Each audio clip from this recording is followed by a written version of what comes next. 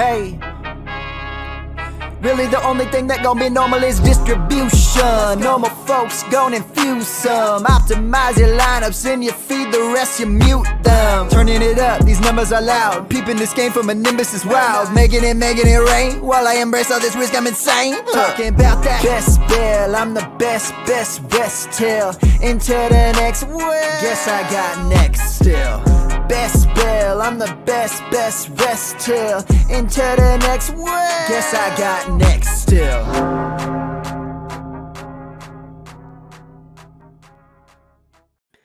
Hey everybody, Bradley Stalder here on the BestBell Fantasy Football podcast and live stream.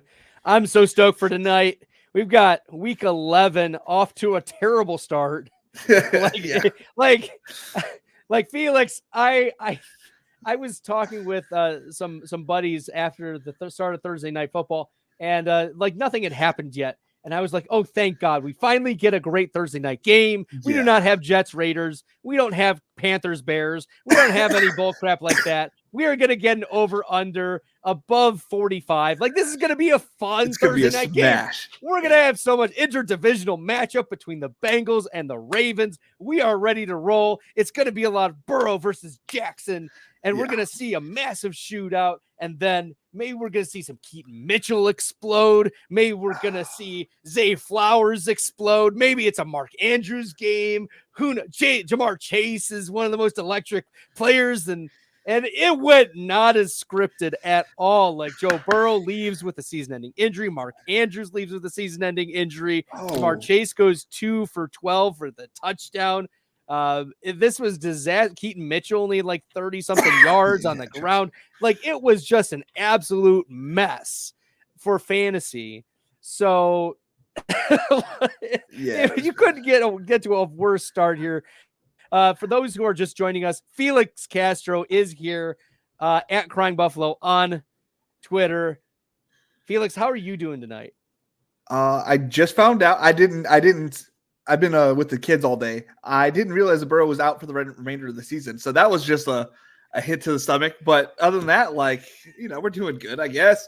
My chase bags feel terrible now. I didn't have, actually, I kind of faded I faded Andrews in season long, but I think so many injuries to the quarterbacks this year.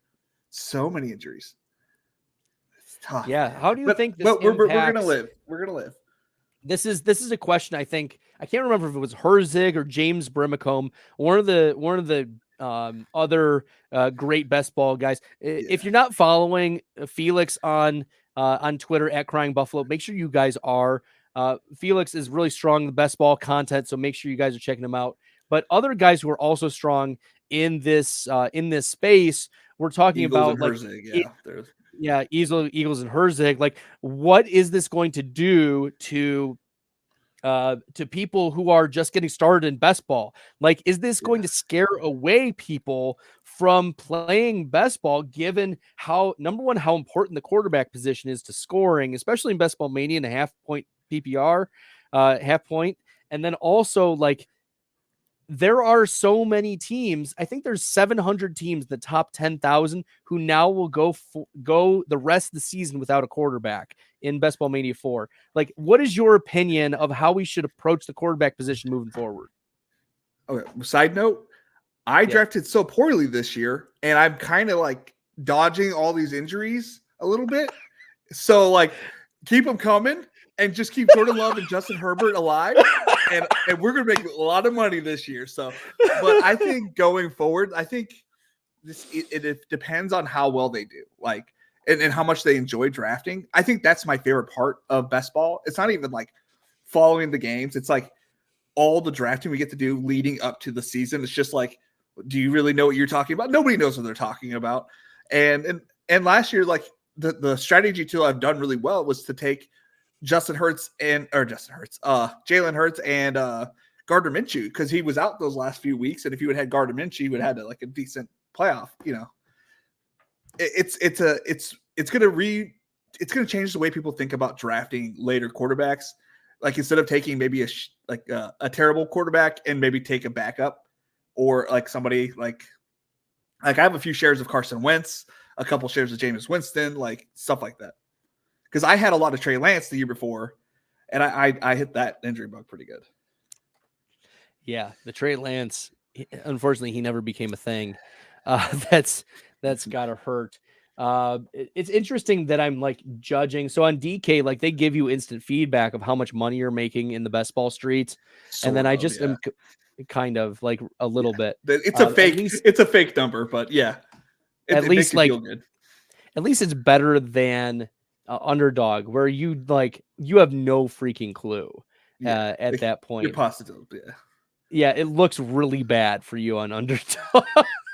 Dude, my numbers are so bad this year. I didn't think I could do worse than last year, but I am finding a way. I'm finding a way because I didn't fade him, but I was taking Kupp instead of McCaffrey this year. And those first 4 weeks, I mean, that was so many of my teams. Like, I mean, could we like just not be injured or have training camp? Can we just go straight into the season? Just no training camp. Just week 1, we just start playing because like I'm tired of all the injuries, man. So tired of it. I feel you. And one of the things when I had Mike Leone on Best Bell earlier this summer, he said that like if you only have 2 or 3 players out of the people you drafted by the end of the season, like you're looking great. Yeah. Honestly, the year that I won it, I had like 4 people on my bench that scored points, and it's a 20 team roster with 9 people starting. So I had 7 people out. Like I had Robert Tonyan, who was out for most of the season that year. Rob Gronkowski was, pretty good, but like in the playoffs, he scored zeros. And Elijah Moore got COVID that year. And that was back in the day where if you had COVID, you couldn't play that week. Yeah. Wild stuff. Yeah. Wild stuff. Well, we're going to get into today. We already kind of tapped into some of the week 11 news and week 11 things that happened from Thursday Night Football. Odell Beckham is actually looking okay. Like I know that Zay Flowers didn't come. It got called back. The 60-something yard touchdown got called back. It was question. I could definitely see why people don't say it's a holding, but technically it was holding. But but there's holding on every play. You can't call that. It was at the point of attack, so I get it. I get why he called it. Yeah, it's tough, but Odell Beckham has played pretty well over the last few weeks and has been earning targets or getting touchdowns. And Rashad Bateman also got a touchdown in this game. And Zay Flowers, I think, is going to be the answer to our question. Yeah. Is it going to be Isaiah Likely? The answer is probably no. I think the answer is going to be Zay Flowers moving forward. So the Zay Flowers plus Odell Beckham Jr. is going to be the Baltimore pass catchers that you want. Yeah. Nelson Aguilar also had a touchdown in this game, but that was a freak touchdown. But he gets these random touchdowns that don't really, they're not really set up for it. He's throwing it to him, but nobody expected anything out of it. No, you know what I mean? He is the Ted Ginn touchdown scorer. He'll have that one week where he has a touchdown, a 60-yard touchdown, and that was his only catch. That'll be kind of how he rolls. And that's why, Nelson Aguilar is a last round selection with your Ravens, Lamar Jackson stack is always an eyebrow raise. At least getting a little bit of sprinkling exposure to those types of players can get you a flex play here and there. But we'll kick it off in redraft. Yeah. No, we will. He's not worth a pickup in redraft for sure. We'll kick it off with the Bears-Lions. The Bears-Lions, a couple pieces of news coming out of that. Justin Fields is expected to play. Khalil Herbert is activated. The Lions are 7.5-point favorites at home. This is an over-under 48, so we're expecting a little bit of a shootout. Donta Foreman has played admirably in Khalil Herbert's absence, but Herbert was the main ball carrier before the injury. Roshan Johnson, mostly a third down back. And then on the other side, Gibbs and Montgomery were splitting pretty close to even. Yeah. pretty And the close fact to that he equal. let him have that touchdown, you know, like I think it's just they have a good relationship. Like there's no like ego there. Like it'd be like I know this is like everybody wants it to be a David Montgomery show them like what they're like they lost, but I feel like he has no ego enough for it, and I feel like they're gonna let him get the touchdown to kind of shove it, put it in their face a little bit, but I think it could easily be a 50-50 split again. This week, I have Jahmyr Gibbs at running back 6 and David Montgomery at running back 16. Yeah. I think they're both, in startable running back 1, running back 2 range. Khalil Herbert, I don't think he's necessarily startable right out the gate. We don't know what that usage is going to be week 1. Yeah. I think we want to see what it looks like. But Roshan Johnson is more of a desperation flex in this game, given the game script and how it could go. What do you think, Felix? I kind of feel like the running back here doesn't matter. If that makes sense. Like they're not going to matter. They're going to be behind because they're going to run it. They're going to get it run down their throats. And like they're going to constantly be trying to catch up. And I kind of think it's a Cole Kmet week versus the running backs. Like if you want a piece of the Lion or the Bears, you want Cole Kmet. Kmet I have at tight end 11 this week. So he's startable in most leagues. But we've seen some massive spike weeks from Cole Kmet. We've also seen some duds. And that's just what you're going to get from a tight end like Cole Kmet in an offense like the Chicago Bears. Well, the Lions they were like the team that gave up the most touchdowns last year or the most points to tight ends last year. And he is the spike week kind of guy. And I feel like they had a connection right before he got hurt. And then he had a good week with Tyler, or I don't know his first name, Bagent. Tyson Bagent. He had a good game with him. Yeah. And so I'm like, maybe he's just starting to come around and they're going to be playing from behind. I think this is a good spot for him. I think so as well. Obviously, you're starting Amon-Ra St. Brown. Josh Reynolds is a really deep flex possibility. What do you think about Josh Reynolds? He's been slumping a little. I've been like playing him as my flex play on DK, but I don't know.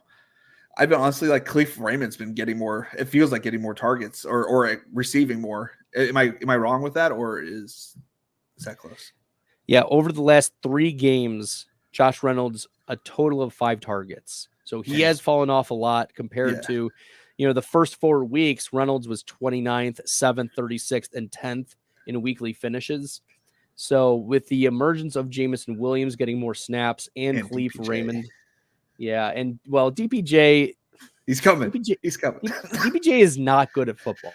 No, he's not. I love him, Michigan man. I love him, but he's not that good. I can't love him. And I'm the one who lives in Michigan here. Felix. Yeah. I know. I'm a big Michigan guy. I mean, I'm talking about like I love Haskins, even though he's a bad person now, and like Chris Evans, I'm like I still root for him. And Blake Corum's gonna be a fucking smash next year. He's gonna be my first round pick in Dynasty. Yeah, it's gonna be really exciting for all of us. I think that does it for the Bears Lions matchup. I don't think this is pretty straightforward. I guess one question, we've got a lot of questions in the start sits about Justin Fields, or because I have Justin Fields right now at quarterback 14 on the week. Should we go with like Justin Fields or Sam Howell?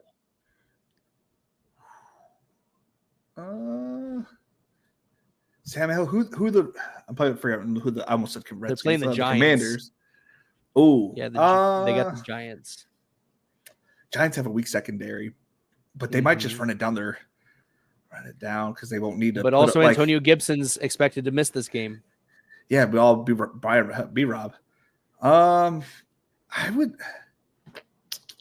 That's a tough one. I mean, I'm going to go Fields because I feel like he's going to have to do more. You know what I mean? Like, I don't think they're going to have an easy win. I think there's potential, like there's going to be more rushing touchdowns, and he's not going to get the touchdown equity that Sam Howell could get.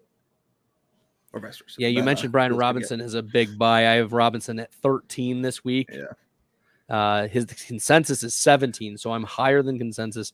Okay. I also think if you are in desperate looking for a desperation running back, Chris Rodriguez for Washington. Oh yeah, very, I got some very shares, deep yeah. cut out of. I drafted a few Chris Rodriguez shares myself in the best ball streets, but he is a deep cut University of Kentucky product.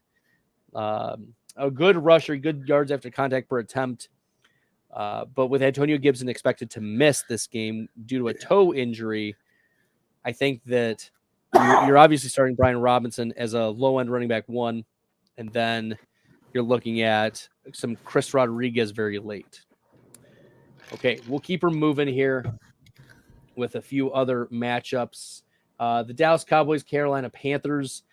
This is in Carolina. Dallas Cowboys travel there.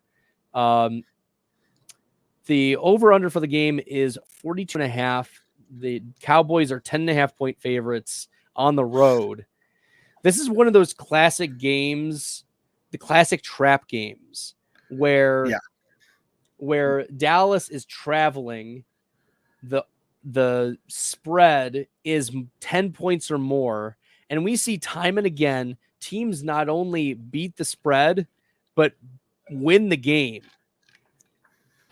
Like, it's plus 410 for Carolina to win this game, and I don't hate that. I can't. They just seem to pick on the teams that suck, and these are one of the teams that suck. I like that Frank Reich took back the play calling. I think it's an Adam Thielen week. It's going to be one of those monster weeks for him. I was going to play Hayden Hurst this week because Leighton Vander Esch is out. Oh, Thielen's out too?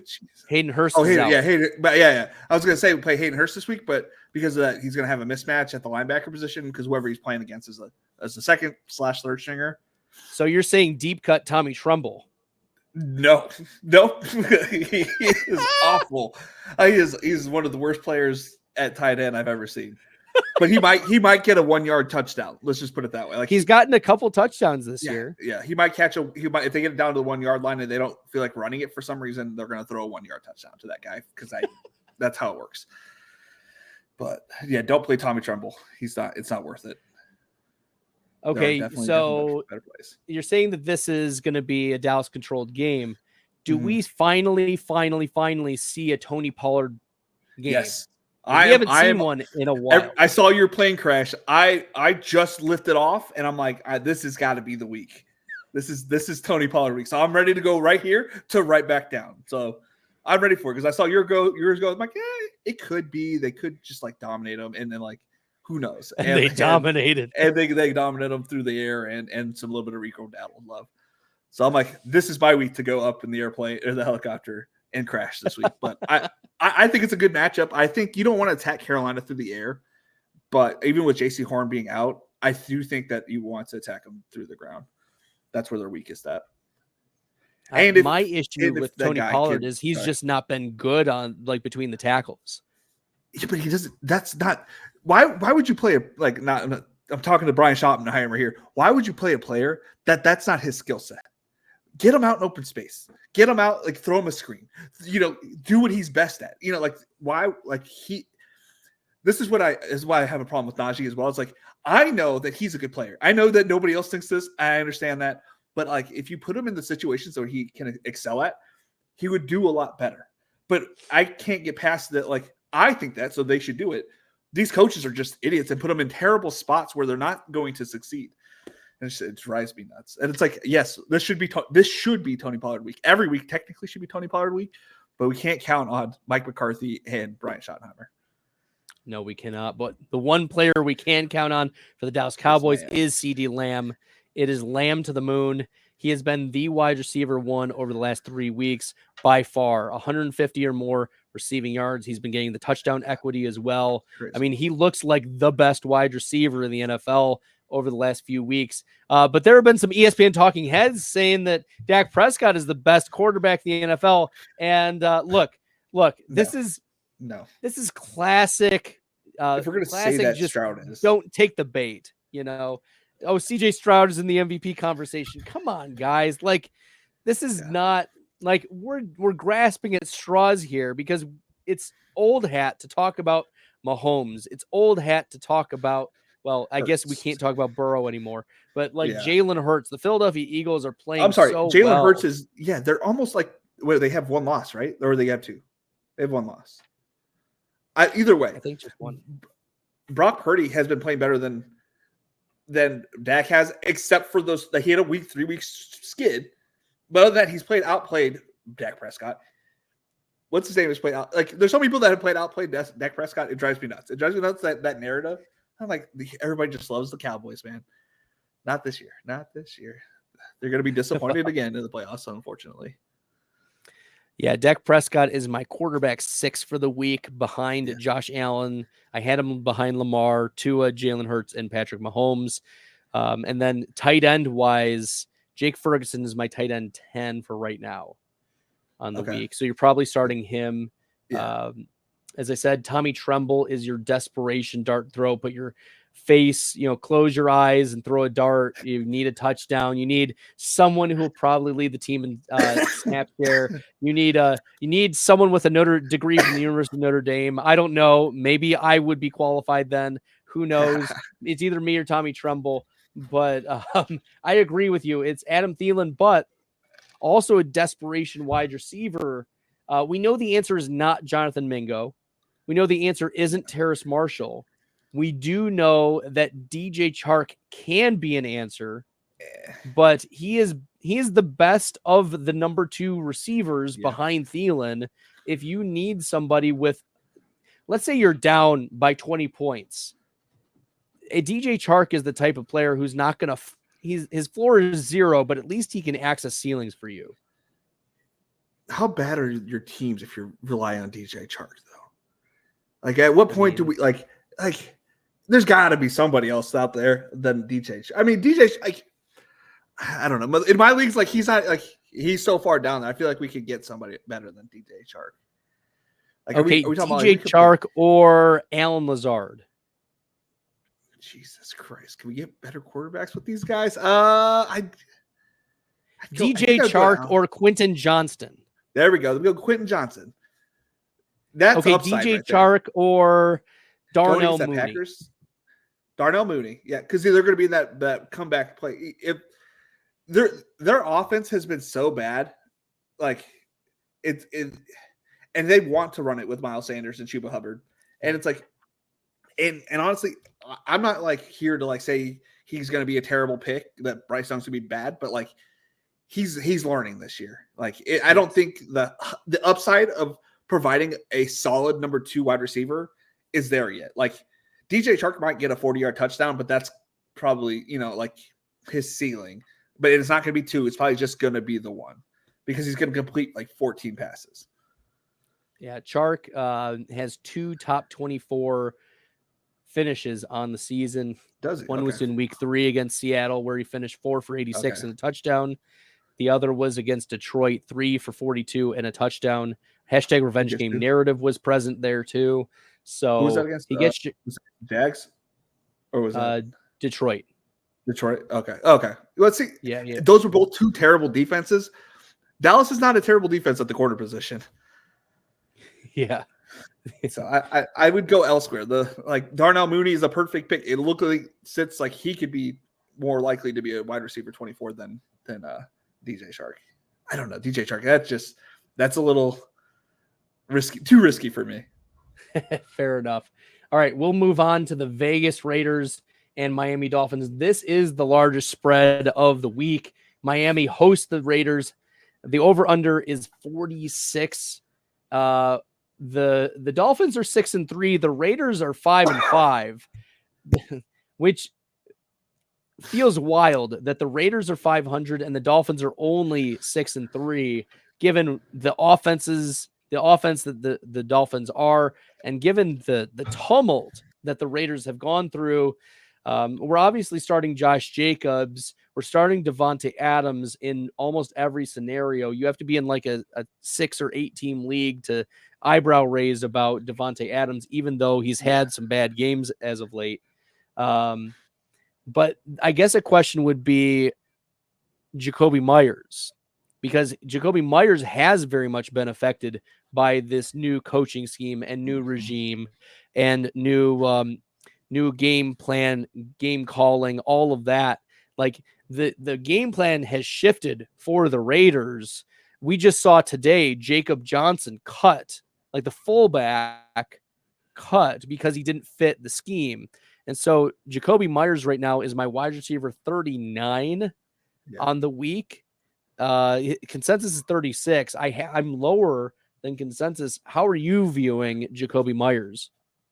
I'm on board with you. I would say it's because the emergence of Michael Mayer is getting his workload. I think that Aiden O'Connell has found like a little bit of a niche with him, with Michael, and obviously he's going to go to first reads, Josh Jacobs and Adams, and then it's Michael Mayer, and now Jacoby's in the fourth spot.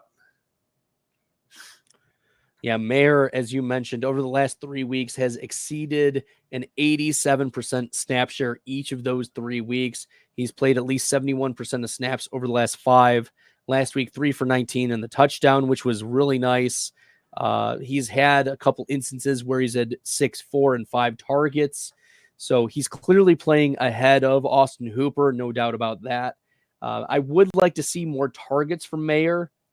If I want to start, plugging him into, the tight end position. He's not a tight end 1 for me. I think he's a back end tight end 2 with your touchdown upside, touchdown equity. You mentioned that the rookie's probably going to be looking his way, especially given, the Aiden O'Connell probably was practicing a lot this offseason with Mayer with the second team, because Austin Hooper, was getting a lot of that type of work. Believe it or not, that coaching, man, it blew my mind. I'm like, I was so happy as a Chargers fan that he was still there, because I'm like, oh, that idiot just, like, we have a dumb coach, but y'all have a dumber coach. Like, we're good. Like, we're going to make the playoffs, but obviously we're not. But yeah, Mayer right now is my tight end 20 on the week. So low end tight end. I would have put him. That's what happened too. On the flip side, we're starting Tua. We're starting Tyreek. We're probably starting Waddle in this matchup. Yep. We're not starting any of the tight ends. But are you starting one or both of the running backs? Yeah. We're starting both running backs for Miami?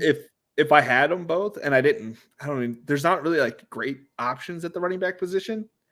I mean, at this point, like, they're going to boat race them. I feel this might be another Denver game, because their best attribute on defense for the Raiders is pass defense. So and Mike McDaniel's not an idiot. He's a smart coach. He's going to run it on them. I mean, he was the running back coach for a reason, and he loves Devin Achane. He said nobody could tackle him this week.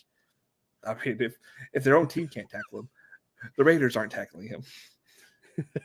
That may bode very well for starting both of them. I do have Achane at 17. My concern is that he's not going to get back to the 50% snap share that we saw when he rattled off those top 5 weeks pretty easily.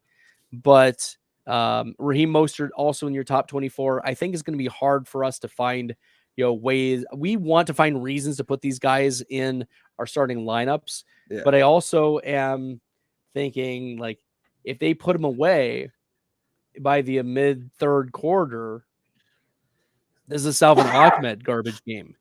This is a Jeff Wilson garbage game. Like, are we talking? This is a 13.5 point spread. It could be at home. I don't know. They might just bring in Mike White and throw some bobs to Chosen Anderson or Robert Chosen. Chosen Anderson isn't on the team anymore. He got cut. Okay, my boy Braxton. Braxton Berrios, desperation flex. You heard it from Dude, that is my Felix. Guy. I have like 10% Braxton in DK. Yeah, Braxton Berrios is Felix's spirit animal here. Oh yeah, dude. What he did in week 17 in 2021, or I guess technically 22 because it was January 1st. He kept it a competitive game against the Buccaneers, so I can only thank him for making Tom Brady throw for a few touchdowns. So that's all I can say. I love it. We'll keep her moving. This is one of the highest over-unders on the week as well. This Arizona Cardinals at Houston Texans game. This is, we're starting Kyler Murray probably in this match. The Cardinals are 2-8, the Texans 5-4. The Texans are one of the biggest surprises. I thought that they were going to be in a lot of trouble this year. And there's still ways that this season can go sideways for them for sure. But like to be at 5-4, not many people thought that the Texans would be where they're at this point in the season. CJ Stroud, I mean, the fact that ESPN people have been saying, oh, he's an MVP candidate, blah, blah, blah, blah, blah, I think is less of a testament to that, like actually becoming reality, but more so that he's just outperformed expectations on a team that we thought would be really, really bad. Yeah. So you're starting CJ Stroud this week. Yeah. Yeah. I mean, I have such a hard time because I don't play too much. Like I have like 10 teams on redraft, but my main focus is on DFS. And I would say like this is the easiest game and probably the most popular game. This is probably, some of the worst defenses that are out there on both sides. And they both kind of like to pass the ball a bunch. I know James Conner is a really good play here too. But if I was to pick between these two quarterbacks, I'd probably go Stroud. Because he's getting all his Stroud options back. He is not. Noah Brown is out for this game. But Nico is coming in, right? Nico is back. Okay, Nico is back. Noah Brown was, whatever. We got Robert Woods coming back, I think, potentially. We got Nico. Tank Dell. We got the guys back. And obviously Tank Dell. Tank Dell's like Tank Dell, Nico, there. Robert Woods. Noah Brown is out for this game, though. Yeah, that's okay. So he was a flash in the pan. It's not okay. He was playing really well. I picked him up waivers in like my start 6 wide receiver league, and I needed Noah Brown. Oh no, I didn't touch him. I thought he was a flash. I thought he'd have a couple good weeks, and I thought he'll probably do what he kind of is doing now and can too much work for somebody that doesn't get enough work on a regular basis. Well, Tank Dell I have at wide receiver 20 on the week. What do you got, Nico? And Nico is at 27. That's good. I was going to say you should have him behind him. I think Nico is for the big plays. I know Tank Dell can have big plays, but it's like Nico's only there for the big splash, 20-yard to 30-yard plays, like deep down the field. And you're going to get more consistent work out of Tank Dell. And they obviously have that great connection too. Whereas Dalton Schultz, tight end 8 for me on the week. He's very much in the start conversation. It's going to be like you're starting Kittle over him. You're starting McBride. You're starting Kincaid, Laporta. You were starting Andrews. Unfortunately, that just didn't work out. But Hawkinson and Kelsey. But that's it. Like you're not starting Cole Kmet, over Dalton Schultz at this point. Some people. Sorry. Would. Some people would. Some people. Some people might, and they would be wrong. But just saying, this is the week to play Cole Kmet. I agree. Dalton Schultz is becoming like a nice tight end at like there because of Tank Dell opening up so much of the field. Like with Tank Dell, with having a good wide receivers and a good play calling, decent play calling at least, and passing for like a lot. It's just allowing him to eat up the easy yards down the field. Yeah, over the last 6 games, these have been the weekly finishes for Dalton Schultz. Tight end 6, tight end 6, tight end 2, tight end 35, tight end 1, and tight end 8. Yeah. Yeah. Dalton Schultz, you're starting. Is that PPR or is that half PPR? I think this is PPR ranks. Yeah. Still. Regardless, it's pretty close. Regardless of format. Yeah. Let's see. Devin Singletary. Singletary, you keep going. Oh yeah. Well, I was like, he's kind of a PPR monster. That's all I was putting on the end of that. Singletary. I love Singletary personally, but again, he was on my million-making winning team, and he got like people say he's not a good running back when he came over from the Buffalo Bills, and that he was just gonna succeed. And it's like he was a really good running back. Dameon Pierce wasn't ready for the huge workload that he got his rookie year, and I think he needs like a back like this. And obviously, he's hurt this week, so I think Devin Singletary is shown that he can handle a full workload at any point. So I think if you have to play him, or if, it's not like I don't know if this is the greatest week to play him, but I think he could easily provide a low RB1, higher end RB2 numbers this week. His consensus is running back 20. I have him at 15 this week. Yeah, I'm more closer to you than them.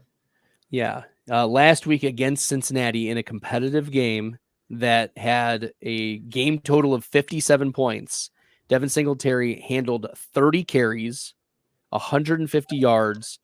He also had two targets, one reception for 11 yards, finished as the running back. Oh, let it load. 3 in half PPR. So that was like really surprising because he had not had a top 24 finish at all throughout the season. And Dameon Pierce officially ruled out for this game today. So we expect a pretty heavy workload yet again for Devin Singletary. I don't think top 5 or top 10 is a good bet, but top 15 is where I have him right now. But he has the upside of a top 5 running back. I mean, he has the upside. Whether they use it that way, I think that's up to the Texans. Really, you can't predict with how they're gonna run this week because the Cardinals have a decent run defense. Their pass defense is okay. Like they can easily just route them. And it could be, I don't even know who the backup is. Is it Dawari Obug? I can't say that dude's name. Dario Ogumbawale. Yeah, that dude. Is that the backup? Look, Felix, I spend hours every day practicing the ridiculous names that I'm going to have to try to pronounce. Like Albert Okuagbunam. I spent hours practicing. Yeah, Albert Okuagbunam. Dario Gumbawale is the backup kicker, but he is expected to be the number 3 back behind Mike Boone for this game. Oh, okay. Mike Boone's a really good pass catching running back too, so he is. If they're behind, I guess he could be used, but remember when Boone was on the Vikings, and this was like the 2020 season when it was Dalvin Cook and Alexander Mattison both out, and it was week like 16 or 17, and he got and he was sorry. Go ahead. He was terrible the one week when we needed him, and then he was great the next week when we didn't need him. Yes. That was exactly. Everybody's like, "Oh, this is the Mike Boone smash!" Blah blah blah blah blah. I'm like, okay. I think I played one share in the Millie Maker that week, and I was like, "You guys are idiots. You guys don't know anything." And then I was like, "Obviously not gonna play him this week." And then of course it was the week he popped off. There was a guy. They had another guy. It was like a Samoan guy who played, I think, like better than him that week. And I was like, "Oh, dude, why did everybody say to play Mike Boone when this guy's a stud?" He was like running at like 5.8 speed down the field. Yikes. Yeah, Booner let us down in the championship for sure. So, guys, I know you're at. I see the comments in the chat, and a lot of them are start-sit questions, and we might be able to answer some start-sit questions later on. But if you guys want to check out my rankings, go to bestbellfantasy.com and click on rankings, and you go to weekly rankings. And I have them uploaded and synced from Fantasy Pros, and I update them regularly. So I'll update them tomorrow before my show on Player Profiler with Billy Muzio. If you guys want to check that out, we do straight up start sit-em talk at 9 p.m. Eastern on Saturdays.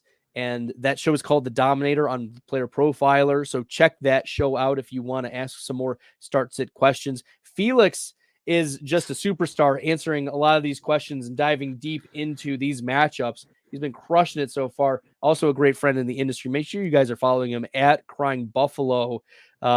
Best Ball Nation as well. Make sure you guys are subscribing over the YouTube channel. Felix puts out some really awesome content over there. We'll flip the script to the Arizona Cardinals. Kyler Murray came back and looked like his old self pretty much. Not really missing a beat. James Conner was a little disappointing, but with Demare, he's out. Whatever his name is. Demercado out. Demercado out. James Conner finishes the running back 34 last week, 16 for 73 on the ground. Fine. You're going to get 73 rushing yards. You're not going to scoff at the volume. No. But Michael Carter was also signed. I think it's still going to shake out. I don't think it really moves the needle much for me at all about James Conner. When he's running back too. When the running back got signed, or whatever. Sorry, when the coach got signed there, he said he was excited to run James Conner up the middle. This dude wants to just run him until he gets hurt right up the gut. So I would say, yeah, if you have him to play him, hopefully he gets a touchdown because this dude just wants to run him up the gut. Kyler Murray looked amazing for his first week back. He looked on point. He looked sharp. Maybe that's what he needed. Maybe he needed like a refresh on football. Maybe he needed like some time to focus on football. And Michael Wilson and Trey McBride and Marquise Brown are just smash plays on DFS. They're still too cheap. I think this matchup allows them to attack that area. I think if you're playing DFS, this is going to be a highly owned game. You can probably pick different ways to overdraft it, like get a whole bunch of that game, and then maybe get elsewhere a little bit different. I don't know. That's how I'm going to attack it on DFS. In regular, I mean, I'm just happy to have, one share of James Conner that I did with Davis Pang Jumanji on Twitter, and I was happy to have my one share of James Conner. Conner, I have at running back 22 this week. He's consensus 19, so I'm a little bit lower, but that's okay. Still back end running back 2, whereas Hollywood I have at wide receiver 24. Michael Wilson I have all the way down at wide receiver 47. And Trey McBride, as I mentioned earlier, is a top 8 tight end. I have him at tight end 6 on the week. So you're starting Trey McBride. You're probably starting Hollywood Brown. Michael Wilson is an eyebrow-raising flex. And then you're probably starting James Conner as a back-end running back too. Mm-hmm. Yeah, it feels good. That offense feels good all of a sudden. I like Dobbs, but I couldn't trust Dobbs to run the offense. It felt so inconsistent. And with Kyler and Murray in there, I feel like all the weapons have a chance to explode. Yes, there's more possibility of big games. Speaking of big games, a big game for the Jacksonville Jaguars is against the Tennessee Titans here. The Titans are 3-6. The Jags are 6-3, but the Jags haven't felt 6-3. They've definitely felt like a 5-5 team, especially recently, given Trevor Lawrence's struggles and the question of whether or not Zay Jones is going to play for this game. Trevor Lawrence, 17-29, only finished with about 4 fantasy points last week against a tough San Francisco defense. Zay Jones officially questionable with the knee. He was also arrested for the misdemeanor domestic battery charge that could lead to a suspension later, but he is questionable for this game. I don't have optimism that he's going to play just because he's been missing so many games with the knee injury. I agree. I mean, I love Zay Jones. He's a flashy player. He brings, I feel like his other teammates up because he's just another weapon out there, but I don't think he's injured. It's there's bad juju around it. You don't want to. You played Zay Jones. You're asking for trouble. He could easily drop you a 0. Obviously, if he doesn't play, don't play him. But I think the only thing that Zay Jones does is apparently make Calvin Ridley look good. So I mean, if he's there, he plays well. But regardless, I still think I want to play Calvin Ridley this week. I think I'm on the let's get back on the train station this week with bringing Tony Pollard. Let's bring in Calvin Ridley for some good plays. Yeah, that's what I'm on. I'm on the Calvin Ridley, Evan Ingram train this week. I don't know. It's maybe because I've always loved playing tight ends against the Titans and Cardinals. I've always done that, but I just think that they are a pass funnel, and everybody think even though they have had success, people have had success this year running the ball against them. I do think they want to get Trevor Lawrence back and going and throw him into the MVP, caliber type player. I feel like people are going to just shove him out there if he has a really good game. And if, the Jaguars go to 7-3, the record looks good, and the quarterback on a really good team should always be in the MVP conversation, right? Yep. Yeah, especially if they, smash the Titans. Yeah. So I hope that Zay Jones plays for exactly the reasons you mentioned. This is why I bring Felix on, because he confirms all of my theories about why Calvin Ridley has not hit this year. Ridley right now is the wide receiver 43 in fantasy points on the season. It's been a really disappointing year. Christian Kirk, on the other hand, you're probably starting him as a mid-pack wide receiver too. He's wide receiver 19 in fantasy points. And you're finding reasons to put Christian Kirk into your lineup. He's coming off a 16-point game against the San Francisco 49ers. I have Kirk ranked at wide receiver 22 and Calvin Ridley down at wide receiver 30 this week. Okay, so on DFS, they have Jacoby Myers ranked more expensive than Christian Kirk. I think that's just a mistake. I think if you're going between those two options, I think you 100% smash Kirk. You know what I mean? Like, that doesn't make all sense. Of the Kirk. Like, yeah, like, and Calvin Ridley's like $600 or $400 cheaper than him. It's just wild. Like, there's some like mispriced players, I think. Yeah, he's $700 cheaper than Jacoby Myers. Like, I think you, if you're going to play DFS this week, I think I'm personally playing the Jags this week as like a get back game. You know, everybody has a really good game after they play the 49ers because it's like, oh, such a relief. We're not getting sacked every 5 seconds. So if I were you, like, I'd have a little bit of the Jags in all of your games. Yeah, a little bit of Jags, but 100% of Travis Etienne. We are absolutely starting him. He's been a beautiful play when you were drafting him in round 4 this year. I know he had a tough game against San Francisco, but it's, you know, the only time. Okay, he's had 2 games this year where he hasn't finished better than running back 22. Okay, like he's played so well, and then you get. I know Tennessee is usually pretty tough against the run, but what? He's going to finish as running back 10. He's going to finish as running back 12. Like, give me a break. Like, he's going to do very well for us, and we love the targets. Okay, yeah. I don't know if you realize this, Felix, but he has an outstanding amount of targets. 5-3, 5-3, 5-3, 5-6, 4. Like, this is what you want from a top tier running back 1. Somewhere around 5 targets every week. That's awesome. Yeah. Yeah. And turning them into yardage and possible receiving touchdowns. Yeah. Travis Etienne. Is Etienne a first round pick next year in early best ball drafts? No.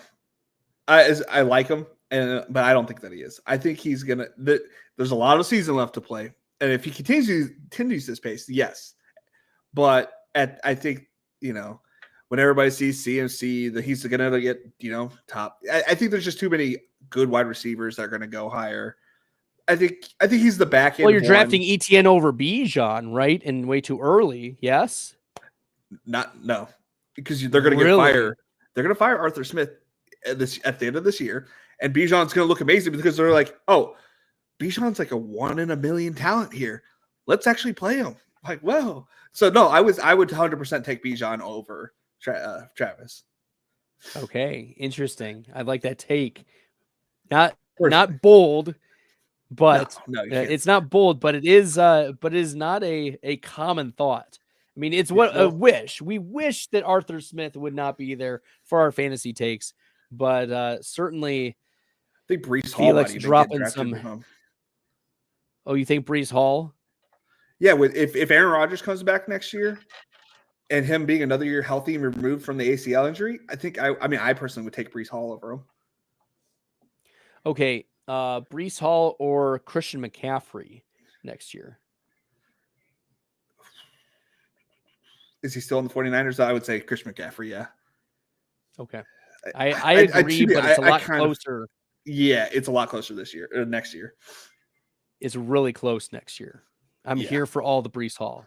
Because Dalvin Cook is going to go away. Michael Carter. He's not even going to be on the team next year. Yeah. No. Izzy A is going to be the backup. It's going to be, Israel Abanikanda is going to be the back we want in way too early drafts for the New York Jets.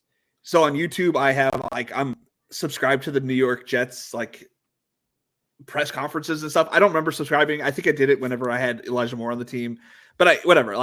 I saw the clip though. It's it was a comment on Michael on why they cut him, and I almost called him Michael Carter, why they cut him. It was it's time to get a little bit something about Izzy A.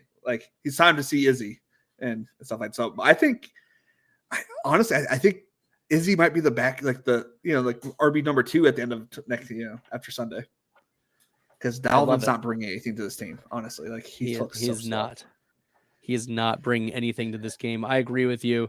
the Israel Banakanda is going to be the handcuff that we want, maybe for the rest of season. If he's hanging out on your waiver wire, you got some deep benches, and Israel Banakanda is not picked up. Pick him up. He was a 90 plus PFF rush grade guy out of the University of Pittsburgh, drafted by the Jets. And he had a good profile. I thought that he was going to be drafted a little bit earlier, maybe a 3rd or 4th round pick, but he fell a little bit in the draft, I think because of the lack of pass catching and a couple other reasons. But ultimately, Israel Banakanda, he's got the speed, he's got the juice, and I think he could be a really nice handcuff. I agree with you. Izzy is the way to go. Let's flip to the Tennessee Titans. We've spent a lot of time on the Jags. Oh, yeah. Will Levis still, Will Levis is passing the eye test, but the low volume plus, the rookie bumps are just going to exist for this first year. We also have to remember that Levis was not getting first team reps at all in the offseason. So this is his preseason. This is him working through, and he was inactive. He wasn't even, getting some work in the blowout games that existed earlier in the season. And this season could very well get lost pretty quickly. It's already a 3-6 season for the Titans. They're going to have to battle. And it's unfortunate that we're now left with just DeAndre Hopkins, and then now Kyle Phillips is possibly the wide receiver 2 here. Chika Okonkwo also not a thing this year, like I told everybody. But yeah, I was on the other side of that. Yeah, it's been a bad year. His tight end matchups is what I was going for, and he's got another good one this week. I know that it's Will Levis throwing the ball out there. He's giving me Jake Cutler vibes, Will Levis, and which could be worse. Jay Cutler was he's okay gonna for throw fantasy it from time to time. He's gonna have like a 16-yard run and then a boneheaded turnover. It's gonna be kind of that what you deal with him. He's not afraid of triple coverage. That's what this guy is. When you put mayo in your coffee, that's what you're gonna get. You're getting spicy, baby. You're starting Derrick Henry still.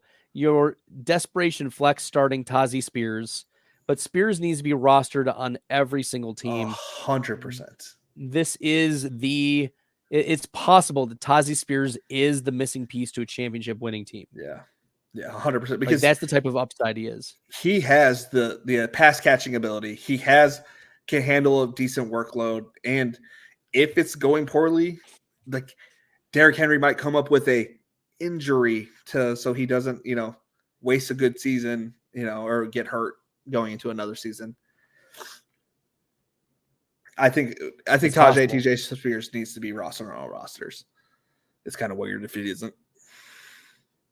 Yes, you need to be doing that. We'll flip the script now to the Giants Commanders game. It's the over-under is 37.5. It's gross. It's disgusting. The Commanders are 8.5 point favorites at home. The Giants are rolling out Tommy DeVito. You're starting Saquon Barkley, and that's it on the Giants. Wan'Dale Robinson in desperation.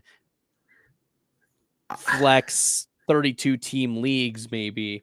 But Sam Howell, we'll just flip. We know it's Saquon Barkley. We'll move to Washington. You can play if you got the defense, you can play the Giants defense, because Sam Howell he doesn't make good decisions all the time, and though they shorten up his dropbacks to 3 steps, he can still get sacked.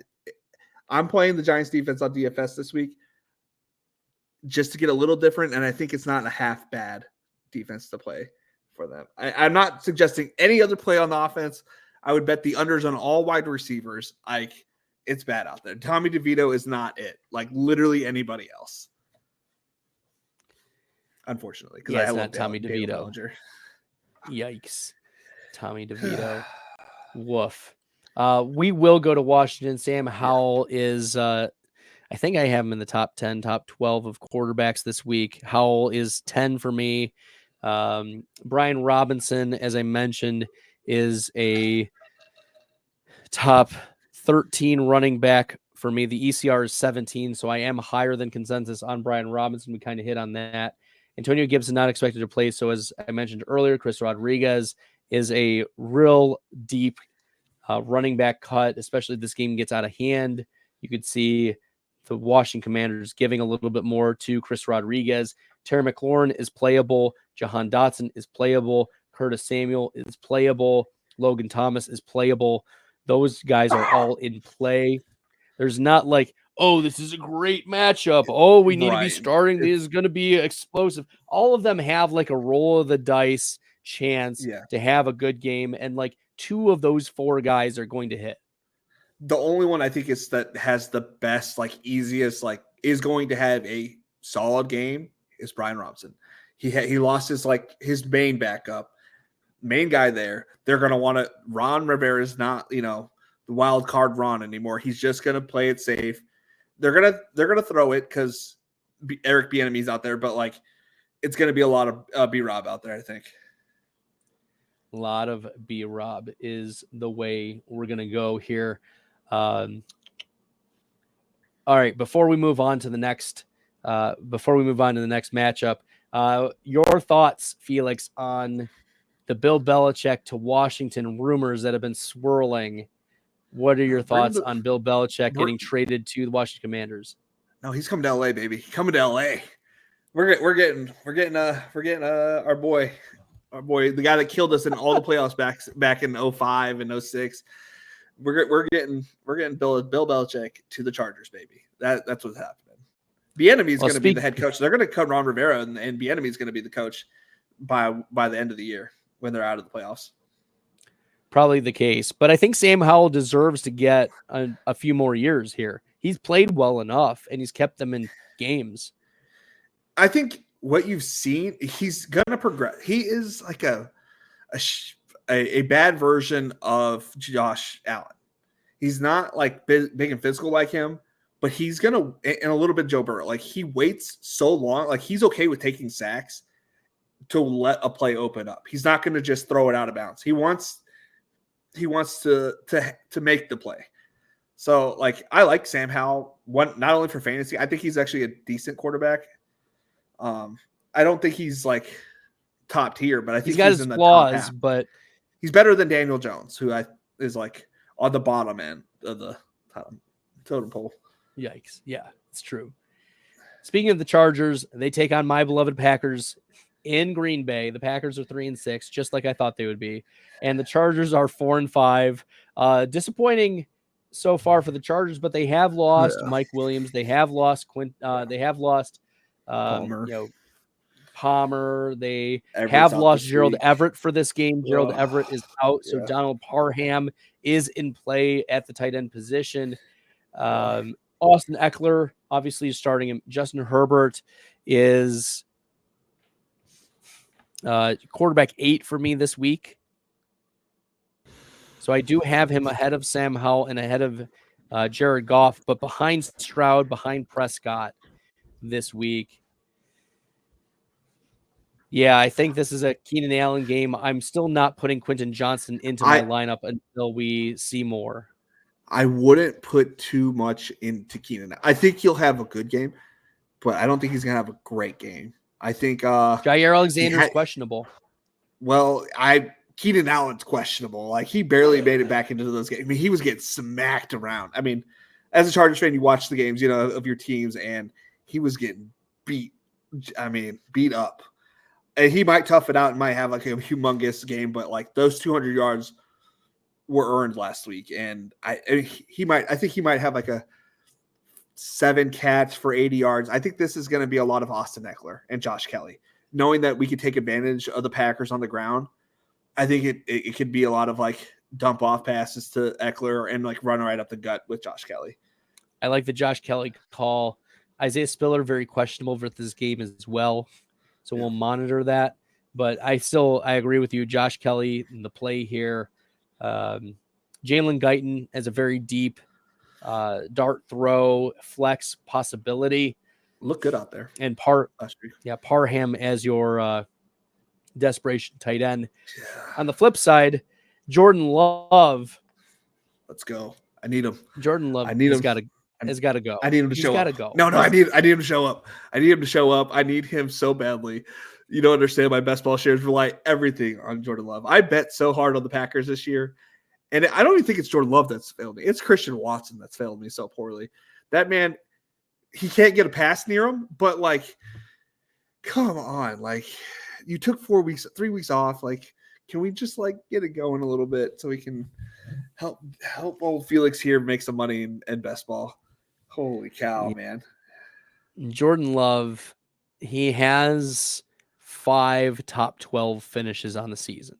Oh yeah. He had a good week last week and I lost. He finished as quarterback 12 last week against Pittsburgh because he had 2 touchdowns, but he also threw 2 interceptions. Still a completion percentage of 52.5%. He is objectively, from all the efficiency metrics, one of the worst quarterbacks in the NFL, but his wide receivers are making plays, especially Dobbs and Jaden Reed and Dontavian Wicks. Like, those guys are stepping up. Christian Watson, something is still just not right with him. Yeah.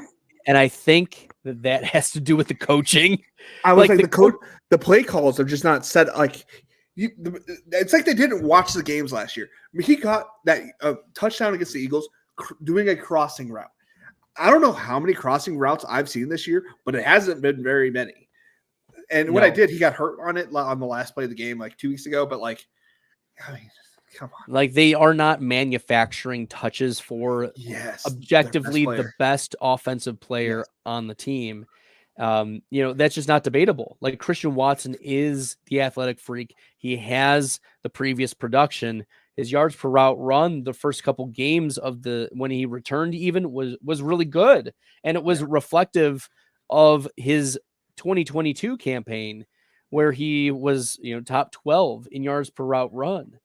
Honestly, you kind of hope that he makes like one of those big crybaby moves where he's like, give me the ball kind of thing. It's like, because if he did get the ball, I just feel like he would make plays. He's not like one of those that just falls down. He makes plays. Dobbs is the guy that just falls down and he gets tackled. Watson will make plays. Like, I don't know. Just manufactured for him and then make Dobbs, who was like the most amazing deep threat that I'd ever seen coming out of Nevada. The dude was like, would get behind every defense he ever played. It was amazing. So I like all those plays. In fact, I like Aaron Jones a lot here. The running backs the Chargers have always been susceptible to the run. Yes. And I feel like we haven't gone against too many good rushers. So it may like look like we're like decent against running backs, but in all reality, we're like terrible against running backs. And I think Aaron Jones could easily go for 120 here in all total yards. Yeah, I think that's very much within the range of outcomes. I have Aaron Jones at running back 10 this week against the Chargers. I have A.J. Dillon down at running back 38. I feel like I'm a little too low on Dillon, but I mean, I'll probably move him up with Antonio Gibson expected to miss, with Donta Foreman expected to move down a little bit. Like, I haven't made those adjustments with Khalil Herbert and Antonio Gibson and a few other items. So I think that like maybe mid to high 30s is probably best for A.J. Dillon at this point, but we can't have a lot of optimism about all of the other pieces because whoever falls in the end zone is going to be the guy who, is our fantasy relevant player. And there's only going to be 1 or 2 touchdowns and maybe some field goals. I don't know. This might be a sneaky shootout. It might be a sneaky shootout. Our defenses aren't great. The quarterbacks at least throw it to their wide receivers. Like the pace of play might be slow on the Packer side, but the pace of play on the Charger side is going to be pretty quick. So there's going to be a lot of time for the Packers to have a lot more plays this week. It might be like a higher scoring game. It could be. Well, we will keep her going here. Felix has been an absolute warrior as we've been making our way through these game previews. The Pittsburgh Steelers take on the Cleveland Browns in what we expect to be a really pathetic game. The over-under is 33. Dorian Thompson-Robinson expected to start for the Cleveland Browns. Jerome Ford is a flex play. Kareem Hunt is a goal line flex play. Amari Cooper is a wide receiver 3 in this game. David Njoku still in that wide receiver or tight end, high end tight end 2, low end tight end 1 conversation. But you have to like move everybody down like a tier for the Cleveland Browns. Like, Jerome Ford was a running back 2. Now he's a flex play. Kareem Hunt was a borderline running back 2. Now he's definitely a low end flex. Cooper, same thing. Like they're just moved down tiers is how I view Dorian Thompson Robinson, especially in this game here. Yeah, it's not. Sorry, my wife's dying back there. It's such a. It sucks that all these quarterbacks are getting hurt, man. It's like it makes it so hard to play. It lowers the wide receivers down a whole bunch. Then Joku was coming off that great game, looking like a monster out there, just dragging people. I mean, I think the only play is like a low end in Joku here. DTR on DFS is 4,500, is about bare minimum as you can go. It's just like if he falls into the end zone or scores 10, 12 points by it's not terrible. Look, the Pittsburgh defense, like DBs, are not good. They're average at best. Joey Porter Jr. is like the next up and coming, but that's it. So maybe it's Elijah Moore. I think Njoku could be. So if you're playing DFS, a naked DTR just to have a cheap quarterback and you can get smashed some other plays might be a play, but regular DFS or regular leagues, I would say just kind of stay away if you can. And then on the Pittsburgh side, Jaylen Warren was announced as the starter last week over Najee Harris. This is the crying part of crying Buffalo for Felix. And Jaylen Warren's played very, very well this year. I think both are flex plays at this point. Okay, so let's be honest here, though. He got announced as starter last Saturday to the team, not to anybody else. They still had like very similar work. Najee still got the first touchdown. Jaylen Warren also got a touchdown. They scored about exactly the same. So him being announced the starter, does that really mean anything? Like they're sharing the workload. They both actually, I think, coming off that Liz Frank injury, at the beginning of last year, and I think he's actually looking pretty good this year. I think Jaylen Warren does look better. I will say that. But Najee hasn't looked this. Yeah, I am a little bit. But Najee doesn't look bad. People are saying he's not explosive. The man has like 8 or 9 20-yard plus plays this year. So the fact that everybody says he can't, and Liam Murphy, go put it up your butt. He has had a lot of good plays this year. And the offense doesn't look good, but that's not because of Najee. It's true. It's not because of Najee. Deontay Johnson's return has hampered George Pickens. Pickens is a dog, but he's not the alpha. No. There's a difference there. He's definitely got the dog in him, but he's not the alpha. Deontay Johnson is the alpha wide receiver on this team, and that's why he's going to continue to get targets. He did have a down week last week with only 4 targets, 1 reception against the Green Bay Packers. But I expect, Deontay Johnson to still get his normal target share of about 25 to 30% against a Cleveland team that has been pretty stifling, overall, still has had some susceptible moments. But Deontay Johnson, I think, is a play here. George Pickens is a desperation flex. And Pat Freiermuth may be returning. I don't know if we've seen him officially activated off of IR, but he's listed as questionable and has turned in full practice. Yeah. So we'll see. He is expected, based on some of the reports I'm reading right now, to return, but I don't know if we can plug him in as a pretty confident play first week back against the Cleveland Browns. I mean, if you have Kmet, play Kmet over him. Like, yes. I don't know. Like, I don't think you want to play, not against this defense. Like, I don't think you really want to play anybody against this defense. If you have better options, play them against this defense, like not against this defense. Okay, this is tight end 15. Are we going with Cade Otton or Pat Freiermuth? Personally, I would go Cade Otton and not feel good about it, but he's such a boomer bust kind of play. But I honestly don't know how much work. Like, I think if it was up to Mike Tomlin and Matt Canada, they would just run the ball the entire time or throw it to Deontay Johnson. Like, I don't think they want to throw it to Pickens. And no. I think fourth quarter it comes to Pickens and like I guess we'll have to throw it to you, but I think they'll have enough of a lead in this game that it's gonna actually. I don't want to say this because I feel like I've looked like an idiot saying this over and over again, but I think this might be a Najee week where they get like they get a lead, right? They get a lead, and then all they do is just try to like limit the plays and limit the mistakes and just give it to Najee. So it'll be It like is Najee Cleveland for Browns like minus 22 1.5 carries. in this I don't think. I think it'll be Najee for like 22 carries and like 70 yards. Like something not great. Look at, but it'll get the job. But he done. might fall in the end zone. Yeah, maybe. I don't know. They'll play quarterback sneak it. They're one of these people that quarterback sneak it, and they have no idea how to do it. He just falls down behind the line, and I'm like, you don't know what you're doing back there, Pickett. Like, no. But we've got a couple more games still. Felix has been an absolute warrior. Make sure you guys are following him on Twitter at Crying Buffalo. Make sure you're checking out his YouTube channel, Best Ball Nation. Been crushing it on all things best ball, but also a great friend in the industry. I appreciate you taking the time out tonight to just give the people what they need in terms of DFS, in terms of start sits, in terms of rankings, in terms of outlook for this week 11 set of matchups.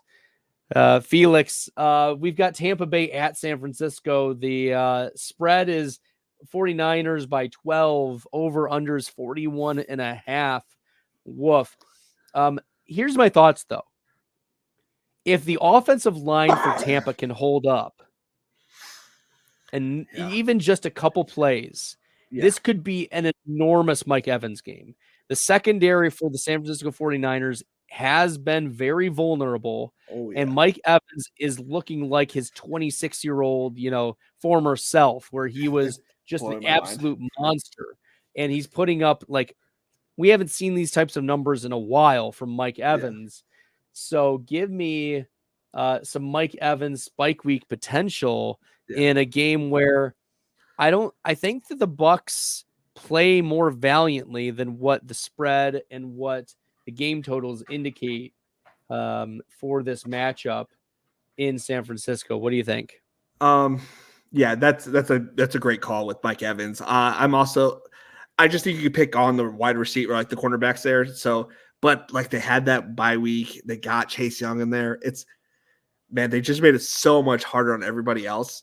And going back to now, like thinking about that K-Dot and Freiermuth, man, let's go to option C, like whatever that is, because like anything will be better than that pick because they defend the tight end very well, like there. Man, that looking back at it, that was a tough call.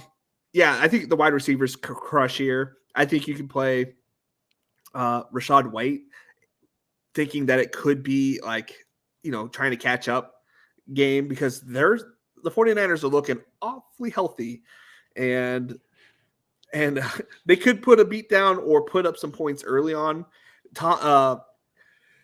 Baker Mayfield is like susceptible to throwing interceptions, getting behind in games occasionally, making the turnovers. Rachaad White's kind of, he's a good player, but like when you're coming against men, like it's, Bosa and Young, like you're going to fumble that ball probably at least once. It's nothing against him. It's just going to happen.